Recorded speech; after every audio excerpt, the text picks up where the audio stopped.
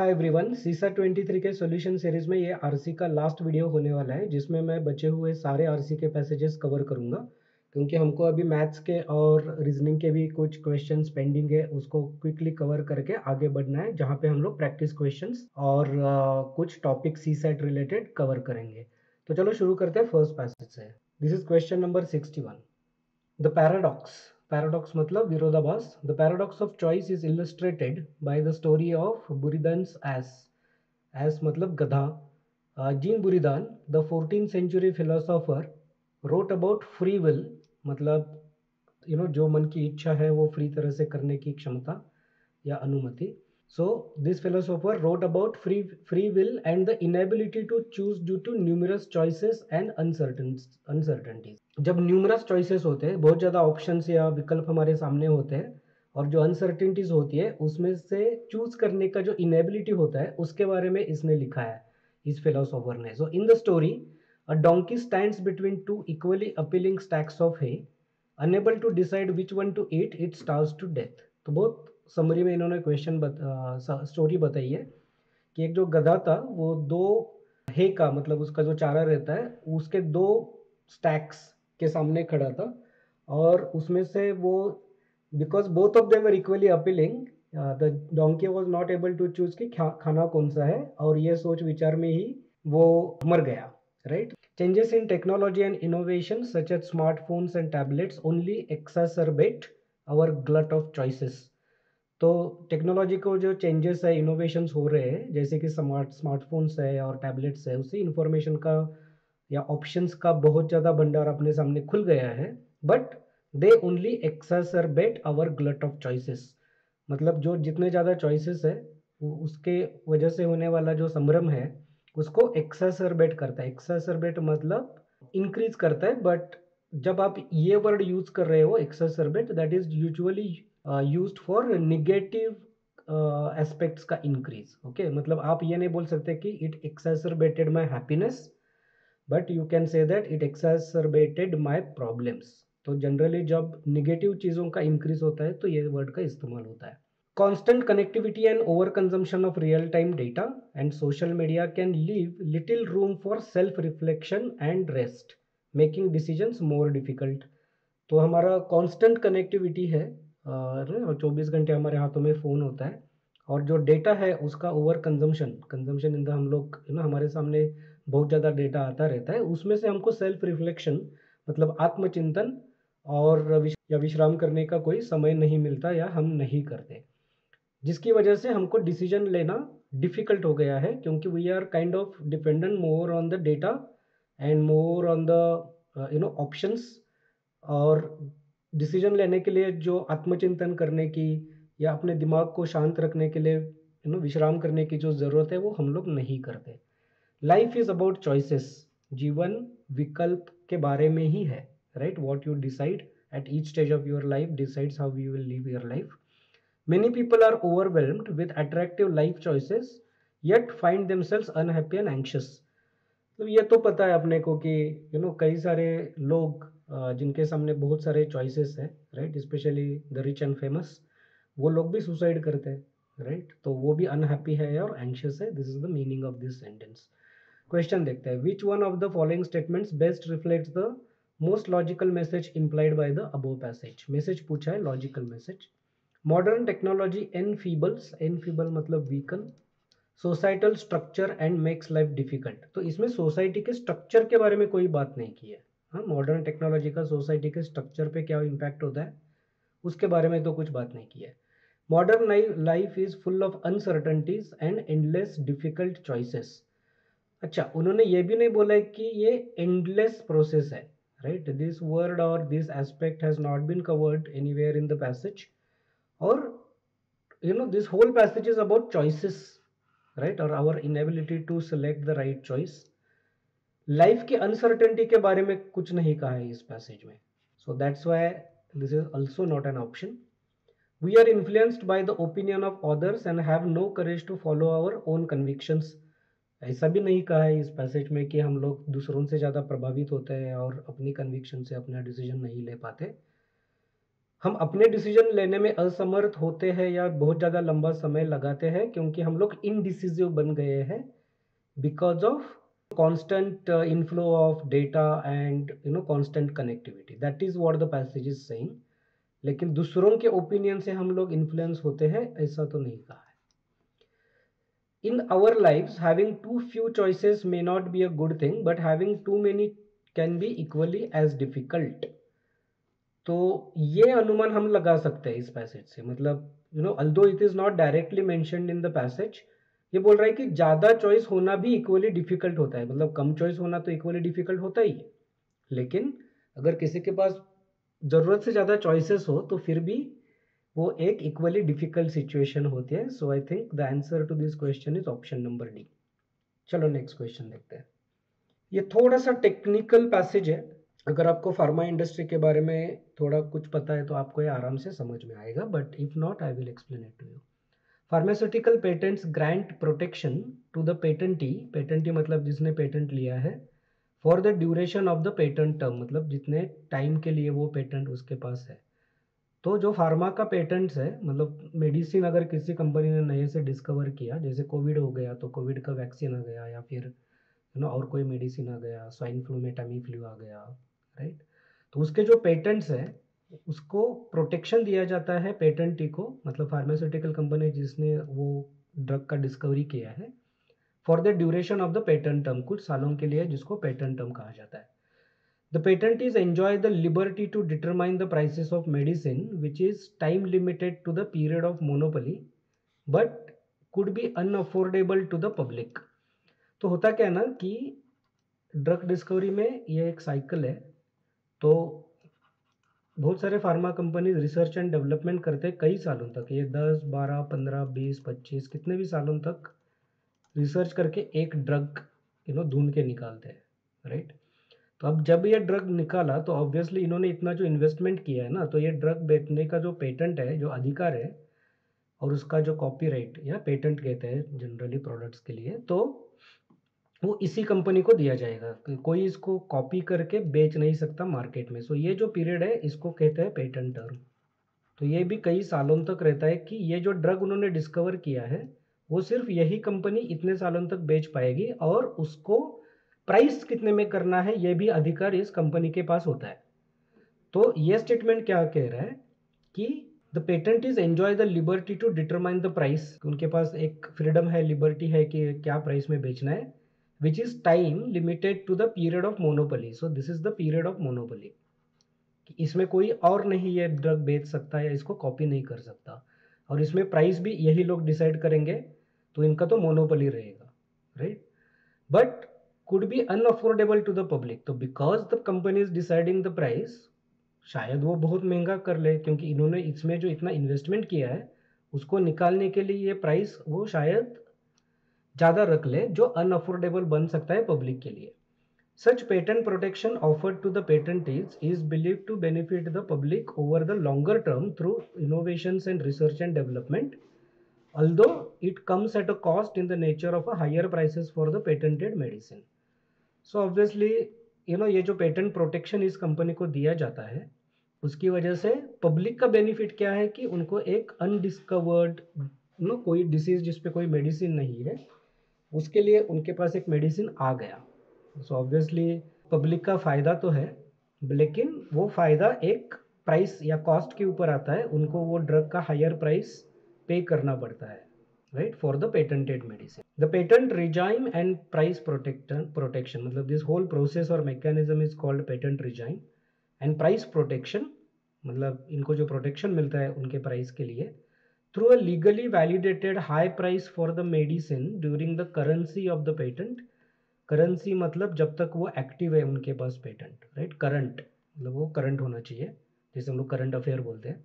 So it is a current. So from this period to this period this patent is current. तो इनको एक protection मिला है, एक लीगली वैलिड मैकेनिज्म मिला है जो हाई प्राइस पे ये पेटेंटेड मेडिसिन को बेच सकते हैं.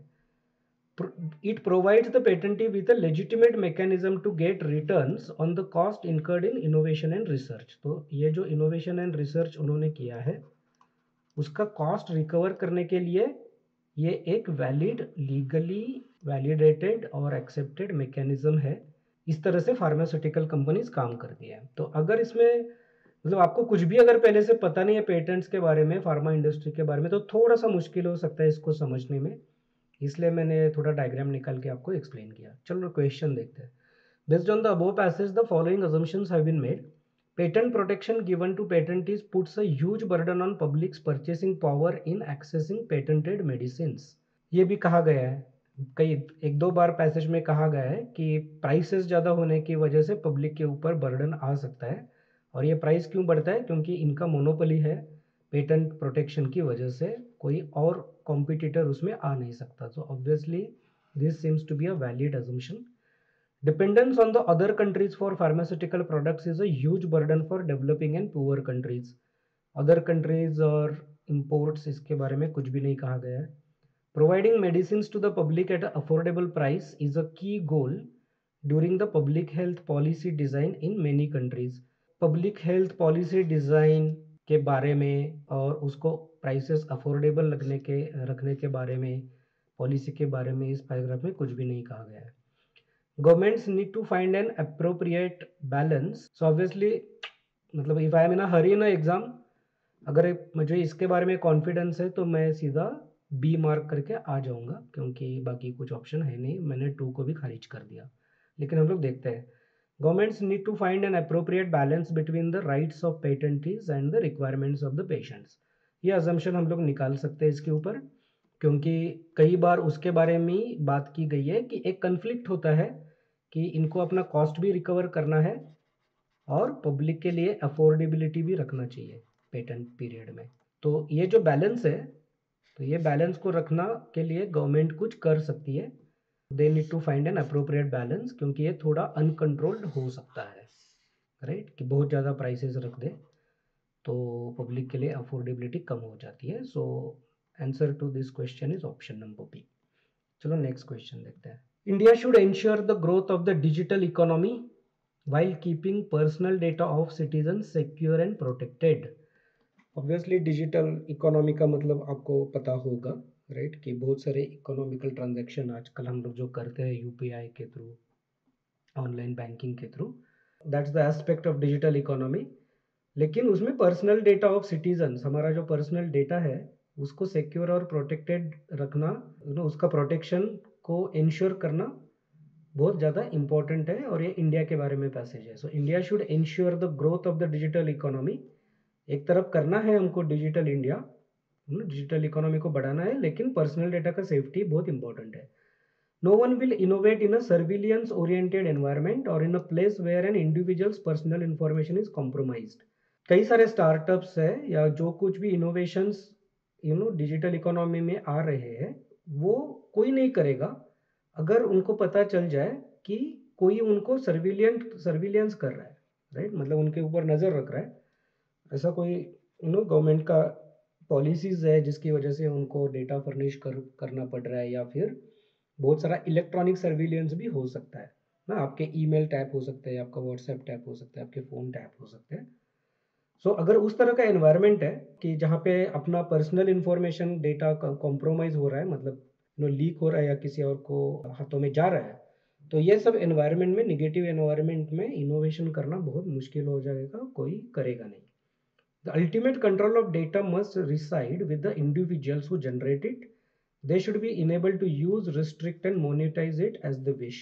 तो ये पैसेज में ये कह रहा है कि जो कंट्रोल ऑफ डेटा है, मतलब मेरा एज अ पर्सन कोई डेटा है तो उसका पूरा कंट्रोल मेरे पास होना चाहिए, कि मैं डिसाइड करूंगा कि मेरी डेट ऑफ बर्थ किसे पता होनी चाहिए, मेरे फादर का मदर का नाम किसे पता होना चाहिए, मेरे फैमिली के बारे में, मेरा एड्रेस, मेरा फ़ोन नंबर, मेरा ईमेल किसे पता होना चाहिए, ये मैं डिसाइड करना चाहिए, the owner of the data. Individuals who generate it, मतलब ये तो मैंने किया है generate data, so I should be enable to use it, restricted कि किसको उसका एक्सेस देना है या नहीं देना है, और उसको मोनेटाइज मतलब वो डेटा से रिलेटेड मैं कोई ऐसा प्रोडक्ट और सर्विस बनाऊं, या किसी बनाने वाले को मैं अपना डेटा दे दूं जिससे वो कोई प्रॉफिटेबल प्रोडक्ट बना सके, उसके यूज करके वो कोई पैसा बना सके, right, monetization. Therefore data protection laws should enable the right kind of innovation, one that is user centric and privacy protecting. So इसलिए जो डेटा प्रोटेक्शन लॉज है वो सही तरीके का इनोवेशन उसको प्रमोट करना चाहिए या इनेबल करना चाहिए। ऐसा इनोवेशन जो यूजर सेंट्रिक हो, जिसको जो यूजर को अपने मद्देनजर रखते हुए, सेंटर में रखते हुए किया गया हो, और जो प्राइवेसी, डेटा प्राइवेसी को ज़्यादा इंपॉर्टेंस देता हो, डेटा को प्रोटेक्ट करता हो, प्राइवेसी को प्रोटेक्ट करता हो। चलो क्वेश्चन देखते हैं। Based on the above passage the following assumptions have been made. Protection of a privacy is not just a right but it has value to its economy. ये सही स्टेटमेंट है। क्यों? क्योंकि ऑब्वियसली ये तो क्लियरली बोला गया है कि ये एक राइट है अपना, कि अपना डेटा का प्रोटेक्शन हो जाए। बट पैराग्राफ ऑल्सो सेज गया कि उसका इकोनॉमी के लिए वैल्यू है, मतलब it is important for economy, क्योंकि ऐसा एनवायरमेंट जहां पे डेटा प्रोटेक्शन नहीं है वहां पे इनोवेशन नहीं होगा। Somewhere it is mention that no one will innovate in a surveillance oriented environment and a place where personal information is compromised. So obviously जो प्रोटेक्शन ऑफ प्राइवेसी है उसकी वजह से इनोवेशन होगा, और इनोवेशन जरूरी है डिजिटल इकोनॉमी को ग्रो करने के लिए। So this is certainly a correct assumption. There is a fundamental link between privacy and innovation.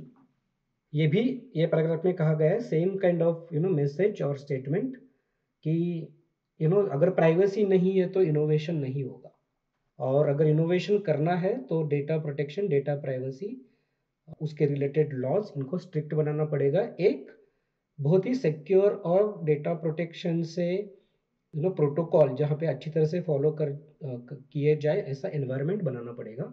That is what the passage is focusing on. So answer to this question is option number C, both 1 and 2। चलो next question देखते हैं। In India, while the unemployment rate is a frequently used measure of poor performance of the economy, under conditions of rising school and college enrollment, it paints an inaccurate picture. तो ये क्या कह रहा है कि unemployment rate जो है वो एक important indicator है परफॉर्मेंस ऑफ इकोनॉमी को मेजर करने के लिए। लेकिन वो कह रहा है कि rising school and college enrolment, school और कॉलेज में बहुत ज़्यादा बच्चे एडमिशन ले रहे हैं, और उसकी वजह से ये अनएम्प्लॉयमेंट रेट कैसे कैलकुलेट होता है कि कितने educated people, number of people है, और उनमें से कितने काम कर रहे हैं या अर्न कर रहे हैं, और उनका एजुकेशन लेवल क्या है, डिफरेंट एजुकेशन लेवल के लिए कितने जॉब्स में है, कितने नहीं है, इस तरह से, और इसका कंसोलिडेटेड एक रेट निकाला जाता है जो अनएम्प्लॉयमेंट रेट है। लेकिन अगर ज़्यादा बच्चे स्कूल या कॉलेज में आ जाए तो ऑब्वियसली अनएम्प्लॉयमेंट रेट थोड़ा बढ़ जाएगा, राइट? क्योंकि there are more people now who are coming into your data frame, जो आगे जाके अनएम्प्लॉयड हो सकते हैं। It paints an inaccurate picture, that is what the paragraph is saying. The reported unemployment rate is dominated by the experience of younger Indians, ये बहुत interesting statement है, who face higher employment challenges and exhibit a greater willingness to wait for the right job than their older peers. ये जो unemployment rate है बढ़ा हुआ, वो उससे डोमिनेटेड है, मतलब इसमें ज़्यादातर कंट्रीब्यूशन उनका है ऐसे लोग जो हायर एम्प्लॉयमेंट चैलेंजेस को फेस कर रहे हैं। हायर एम्प्लॉयमेंट चैलेंजेस मतलब जिनको अच्छी नौकरी चाहिए, कोई भी काम करने के लिए वो रेडी नहीं है, right? And exhibit greater willingness to wait for the right job than their older peers. तो उनके पुराने, उनसे जो बड़े लोग हैं जो जॉब कर रहे हैं, मतलब आगे की जनरेशन, उसके कंपैरिजन में अभी की जो जनरेशन है उसको सही तरीके की जॉब अपने एजुकेशन के हिसाब से, अपने क्वालिफिकेशन के हिसाब से चाहिए। So they are willing to wait. The unemployment challenge is greater for people with secondary or higher education, and rising education levels inflate unemployment challenges. बस वही कहा है वापस कि the unemployment challenges is greater for people with secondary and higher education, जो ले रहे बच्चे, उनके लिए ये ज़्यादा चैलेंज है, क्योंकि जो एजुकेटेड नहीं है वो कहीं ना कहीं डेली वेजेस पर काम कर रहे हैं, तो they are not falling under the unemployment, right? लेकिन जो एजुकेटेड है उनका एम्प्लॉयमेंट बढ़ रहा है, सॉरी अनएम्प्लॉयमेंट बढ़ रहा है, लेकिन उसका एक रीज़न ये भी है कि वो खुद से वेट कर रहे हैं। So this is what the passage is saying. Let us see the question. Which one of the following statements most likely reflects as to what the author of the passage intends to say? क्या कहना चाह रहा है? Enrollment in schools and colleges is high, but there is no quality education. Quality of education के बारे में कुछ भी बात नहीं की है। Unemployment must be seen as a function of rising education and aspirations of young Indians. तो अभी क्या है ना कि ये जो रेट कैलकुलेट हो रहा है इसमें एस्पिरेशनल वेटिंग जो है लोगों का कि मुझे अच्छा ही जॉब चाहिए, एक स्पेसिफिक तरह का जॉब चाहिए, वो लोग भी शामिल है। तो उसके लिए ये रेट एडजस्टेड नहीं है, राइट। तो ये ऑप्शन ये कह रहा है कि उसको करना चाहिए। So it be must be seen as a function. तो ये थोड़ा सा अलग इंग्लिश है, नो। फंक्शन ऑफ मतलब ये थोड़ा सा मैथमेटिकल टर्म है।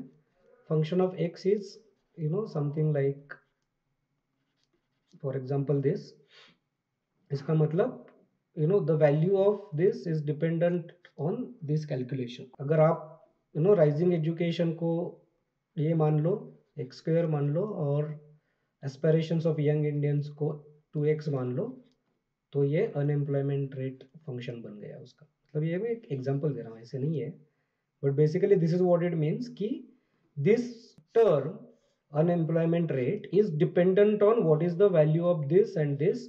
उनके बीच में मल्टीप्लिकेशन, समेशन, जो भी फॉर्मूला है हो सकता है। So it must be seen as a function, as a result, as a combination of both rising education and aspirations of young Indians. तो ये तो पैराग्राफ में कहा है कि इसकी वजह से वो इन्फ्लेटेड होता है, लेकिन आप अगर इसको राइजिंग एजुकेशन से और एस्पिरेशन से एडजस्ट करोगे तो सही नंबर आपको पता चलेगा। There are no labour intensive industries to accommodate the huge number of unemployed people. Industry है क्या नहीं है, कितने एम्प्लॉयमेंट अपॉर्चुनिटीज अवेलेबल है, इसके बारे में पैराग्राफ में कुछ भी नहीं कहा है। The education system should be properly designed so as to enable the educated people to be self employed entrepreneurship. इसके बारे में, एजुकेशन सिस्टम के बारे में ये पैराग्राफ में कुछ भी नहीं कहा गया है। I think this is fairly straightforward answer, option number B. चलो नेक्स्ट देखते हैं। I think this is the last one. थोड़ा लंबा पैराग्राफ है, समझने में भी थोड़ा सा डिफिकल्ट है, ऑप्शंस भी बहुत लंबे चौड़े हैं। So if I were you, I will not straight away jump into this in the first attempt, in the sense that in the first reading. मैं इसको लास्ट में रखूंगा, अगर टाइम मिलेगा तो करूंगा। चलो देखते हैं। Science by itself is not enough, there must be a force and discipline outside the sciences to coordinate them and point to a goal. तो बोलता है कि साइंस अपने आप में कोई एक सफिशिएंट चीज नहीं है, बल्कि उसको एक डिसिप्लिन चाहिए, एक फोर्स चाहिए जो उसको किसी एक कॉमन गोल की तरफ लेके जाए। अदरवाइज जो भी साइंस का स्टडी है ना, उसका कोई पर्पस नहीं है, क्योंकि आप करने के लिए तो साइंटिफिक रिसर्च कर सकते हो, लेकिन अगर उसका कोई गोल नहीं है, उससे कुछ हासिल नहीं हो रहा है, so then there is no point. It is not possible to run a course right when the goal itself has not been rightly placed. सही तरीके से कोई भी काम करना पॉसिबल हो नहीं सकता अगर उसका गोल ठीक तरह से डिफाइन नहीं किया गया हो। What science needs is philosophy and the analysis of scientific method and the coordination of scientific purposes and results. Without this, any science must be superficial. Science को एक philosophy होनी चाहिए कि मैं ये क्यों कर रहा हूँ, मैं मेरा मकसद क्या है, मेरा उद्देश्य क्या है, मतलब वो कैसे डिफाइन होगा, उसके कंपोनेंट्स क्या होंगे, कहाँ से आएगा। तो it will come from the analysis of different scientific methods, क्या पर्पज है, साइंटिफिक पर्पजेस, और उसका क्या आउटकम है, राइट। तो इसका सोच विचार करके एक फिलोसॉफी बनानी पड़ेगी जिससे साइंस का रिसर्च या प्रोग्रेस ड्राइव करना पड़ेगा। अगर ऐसा नहीं किया तो फिर वो सुपरफिशियल है, मतलब ऊपर ऊपर का कर रहे हो आप, उसमें ना ही कोई डेप्थ है ना ही कोई पर्पज है। Government suffers precisely like science for the lack of philosophy. Government में भी यही प्रॉब्लम है कि वहां पे फिलोसॉफी नहीं है। Philosophy bears to science the same relationship which statesmanship bears to politics. Science के लिए फिलोसॉफी जितना इंपॉर्टेंट है, जैसे ऊपर बताया गया है, उसी तरह स्टेट्समैनशिप पॉलिटिक्स के लिए इंपॉर्टेंट है। What is statesmanship? स्टेट्समैनशिप मतलब कि सब लोगों का ठीक तरह से सोच विचार करके, without thinking about the personal gain, without thinking about an individual parties gain, what is the best solution for the people, about the best solution for the country, उसके बारे में जो लोग अच्छी तरह से सोच सकते हैं, अपने एडमिनिस्ट्रेशन को इंटीग्रिटी के साथ हैंडल कर सकते हैं, उन्हें हम लोग स्टेट्समैन कहते हैं। जैसे there are very respectable names like mister Vajpayee, कि जिनको बहुत अच्छा स्टेट्समैन कहा जाता था, right. Those are the qualities which are called as a statesmanship. तो वो ज़्यादा इंपॉर्टेंट है पॉलिटिक्स में, क्योंकि statesman will bring a certain type of philosophy to the politics. Movement guided by total knowledge and perspective as against aimless and individual seeking. So politics will then become a movement which is guided by knowledge and perspective. मतलब एक नज़रिया है, ज्ञान है, उसके साथ politics किया जा रहा है, ना कि इंडिविजुअल बेनिफिट के लिए, इंडिविजुअल सीकिंग के लिए, या विदाउट एनी गोल और M. Just as the pursuit of knowledge becomes scholasticism when divorced from the actual needs of the man and life, ज्ञान का परस्यूट मतलब ज्ञान मिलाने का जो इच्छा है, जो परस्यूट है, मतलब उसके पीछे लोग जो जाते हैं, वो सिर्फ एक थेरोटिकल स्कूली नॉलेज, किताबी नॉलेज बन जाएगा, किताबी ज्ञान बन जाएगा, अगर actual needs of man and life, मतलब ह्यूमन बीइंग्स की या फिर जीवन की जो सच्ची ज़रूरतें हैं उसको सॉल्व करने का कोई ऑब्जेक्टिव नहीं है, तो फिर वो एक सिर्फ किताबी ज्ञान बन के रह जाएगा. So the pursuit of politics becomes destructive bedlam when divorce from science and philosophy. So politics without having a philosophy, without having the scientific thought process or the aspects, just becomes the same thing, right? कि उसका कोई purpose नहीं है, उसका कोई मतलब नहीं है, करने के लिए करना है, इंडिविजुअल बेसिंग सीकिंग के लिए करना है, बेनिफिट के लिए करना है. So this is what the passage is saying. Let us see the options and the questions. Which one of the following best reflects the most rational, logical and practical message conveyed by the passage? Message पूछा है, modern statesmen need to be well trained in scientific methods and philosophical thinking to enable them to have a better perspective of their roles, responsibilities and goals. ये एक option हो सकता है, नहीं क्या?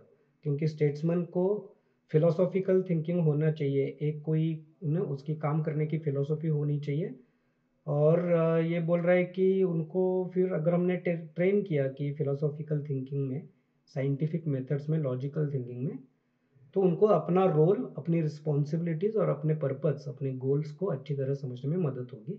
ये एक मैसेज इसमें से निकाल हम सकते ज़रूर है. चलो दूसरे ऑप्शन देखते हैं.